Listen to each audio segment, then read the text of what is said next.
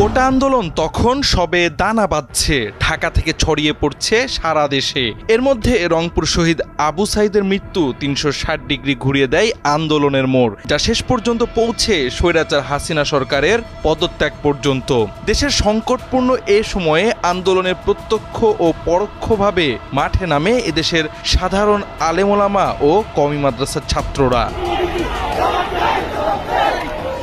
কৌশলগতভাবেই শুরুতে জুব্বা পাঞ্জাবি পরে মাঠে নামেননি তারা। কোনোভাবেই হাসিনা সরকার যেন যৌক্তিক এই আন্দোলনকে জঙ্গি আন্দোলন হিসেবে না দেখাতে পারে সে বিষয়ে সর্বোচ্চ সতর্কতার পরিচয় দিয়েছেন আলেমোলামারা। কিন্তু আন্দোলন গভীর হতে শুরু করলে ছদ্মবেশ ভেঙে সরাসরি জুব্বা টুপি নিয়েই মাঠে নামেন। কোনো লুকোচুরি নেই কোনো সংশয় সন্দেহ। অন্যায়ের প্রতিবাদকে ইমানি দায়িত্ব জ্ঞান করে বুক চিতিয়ে দাঁড়িয়ে গেছেন সবাই। ঢাকার গুরুত্বপূর্ণ ৩টি পয়েন্ট, যাত্রাবাড়ি, মোহাম্মদপুর, উত্তরা, ৩টি গুরুত্বপূর্ণ প্রবেশদ্বারও। এ ৩ পয়েন্টই আন্দোলনে দারুণ ভূমিকা রেখেছে মাদ্রাসার ছাত্ররা। যাত্রাবাড়িতে সাধারণ আবাসিক শিক্ষা প্রতিষ্ঠান তেমন নেই, কিন্তু আছে অগণিত মাদ্রাসা। ইন্টারনেট বন্ধের দিনগুলোতে রিজার্ভ ফোর্সের ভূমিকায় অবতীর্ণ হন তারা। কারফিউর মাঝেও সাধারণ জনতাকে সঙ্গে নিয়ে আন্দোলন চালিয়ে যান আলেমোলামা ও মাদ্রাসার ছাত্ররা।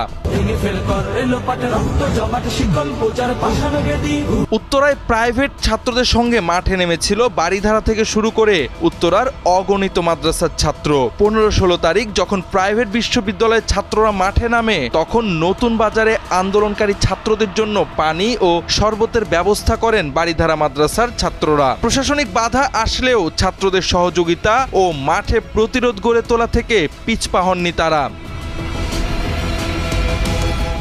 মোহাম্মদপুরেও ঘটেছে একই ঘটনা। সে সময় জামিয়া আজিজিয়া সহ বিভিন্ন মাদ্রাসার ছাত্ররা স্থানীয় আওয়ামী নেতাদের রক্তচক্ষু উপেক্ষা করে মাঠে সক্রিয় ছিল।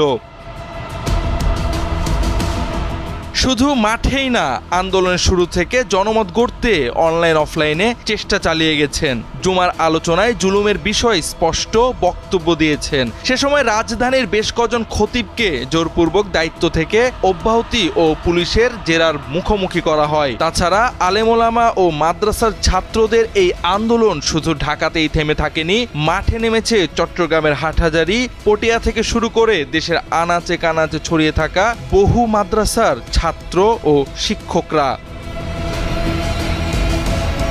প্রায় ১০০ শহীদ, হাজারের উপর আহত হয়েছে আলেমোলামা ও মাদ্রাসার ছাত্র।